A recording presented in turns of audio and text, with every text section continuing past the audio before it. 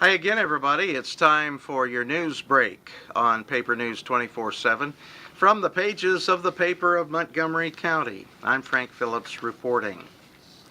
This morning at 9 a.m., the search begins for the next Montgomery County Emergency Management Services Director. Very few people are expected to attend this public meeting in the South Boulevard office of Montgomery County Government. But the choice of an emergency management director is one that will affect residents for years, perhaps decades to come. One only has to look back to the Mother's Day tornado that resulted in deaths as it swept through Tornado Alley, as then EMS Director Dave Kadinger called it in an interview with this reporter. It was 1995 before dawn on a Sunday morning when the tornado made its way along a line near Whitesville. One man had been asleep in his bed when the twister deposited him outside his home. He was found sitting on the edge of his bed, dazed, wondering what was happening. He passed away just a few days later.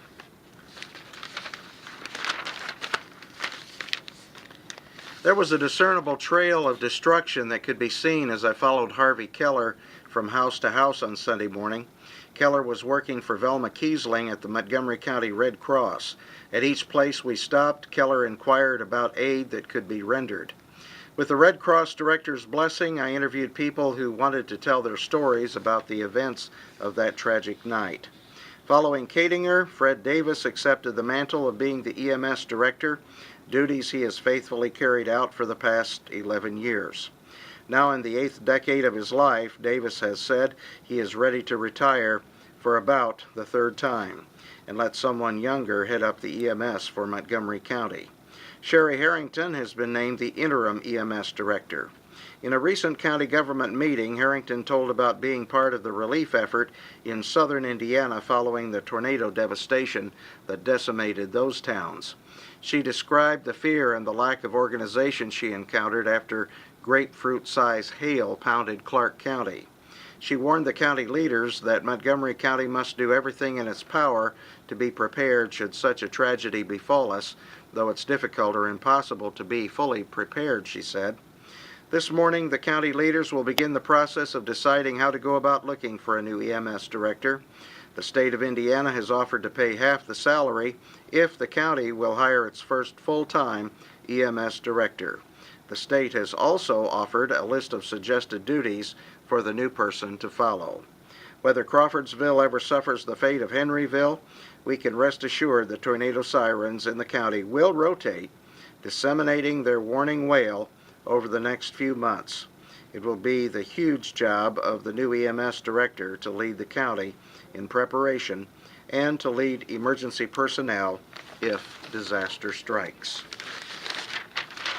And by the way, the National Weather Service has said that today marks the beginning of the annual Severe Weather Awareness Week in Indiana.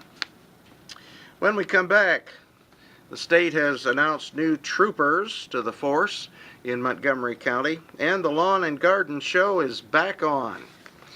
You're watching Newsbreak on Paper News 24/7.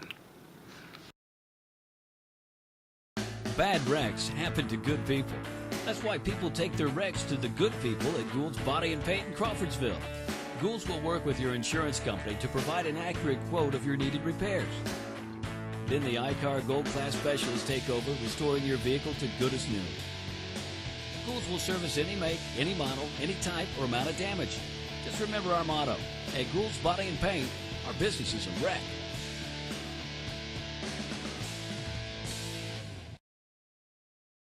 At Zahn's Floor Covering, we don't offer washers, paint, or lumber. Floor covering is our expertise for your home or office. At Zahn's Floor Covering, we offer luxurious styles of carpeting and realistic-looking vinyl patterns, and we do it better than anyone else. You'll fall in love with the possibilities at Zahn's, all backed by professional installation, superior personal service, and our 3-year installation warranty. Stop by Zahn's today and see why we want to be everywhere you are. And we're back. Indiana has 38 new probationary troopers assigned to state police districts throughout the state. Members of the 71st Indiana State Police Academy took their oath of office on Friday at the Zionsville Performing Arts Center. New troopers assigned to the Lafayette District, including Montgomery County, include Nelson C. Davis, Wesley B. Emness, and Nathaniel L. Hampton. The Montgomery County Master Gardener's Lawn and Garden Show is back on. It will be one day only this coming Saturday, March 24th, at the 4-H Fairgrounds from 8 a.m. to 3 p.m. in conjunction with Nucor's tree giveaway. Nucor will give away trees starting at 8 a.m. until they are gone, according to a Nucor spokesman.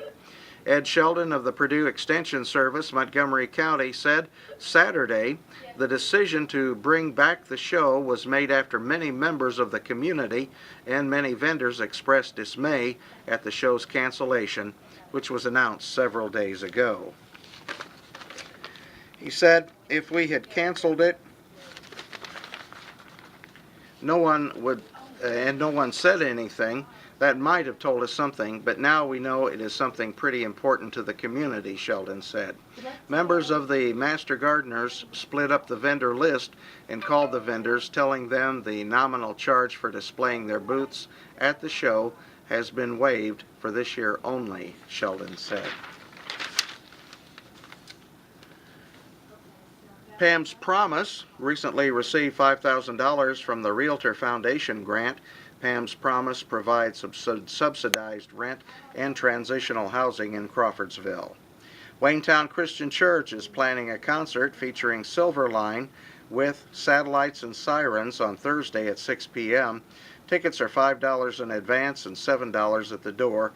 The price for an entire family is $20. Well, let's check the weather forecast for today. Weatherby's 3-degree guarantee. Weatherby says today's high will reach 77 under mostly sunny skies.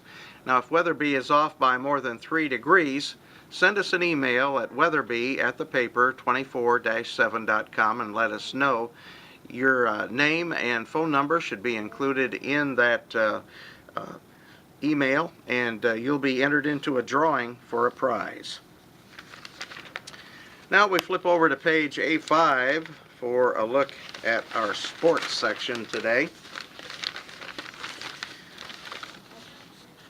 One Wabash record fell twice at the J. Owen Huntsman Relays on Saturday in a meet that is otherwise meant for fun. Senior Daniel Ambrosio and junior Evan Groninger both broke the javelin throw relay record and finished first and second in the process. Ambrosio won the event with a throw of 203 feet 8 inches, and Groninger threw 200 feet 10 inches. The previous record was 195 feet 8 inches, set by Matt Hilgefort in 1997. Ambrosio's throw is also the best in Division III so far this season. The Giants took the top 4 spots in the javelin, with Sam Glowinski and Joe Sukup finishing 3rd and 4th, respectively. The Wabash baseball team had plenty to feel good about after Saturday's doubleheader sweep over Blackburn, and the Little Giants initially seemed to carry that momentum over to Sunday's game with the Beavers. But Blackburn rallied from a 7-run deficit in the final 2 innings on Sunday to win 12-10. Wabash won 8-2 and 6-0 on Saturday. On Sunday, the Beavers scored 5 runs in the 8th to turn a Little Giants lead from 10-3 to 10-8. Now with a 2-run lead, Wabash lost it on a single to right field by Blackburn's John Lowry, who later scored the game-winning run on a throwing error during a stolen base attempt. And that's a look at your sports, news, and weather on Paper News 24/7. Remember, a lot more is in the pages of the Paper of Montgomery County. Be sure and check out your edition today. I'm Frank Phillips reporting. You have an outstanding day today.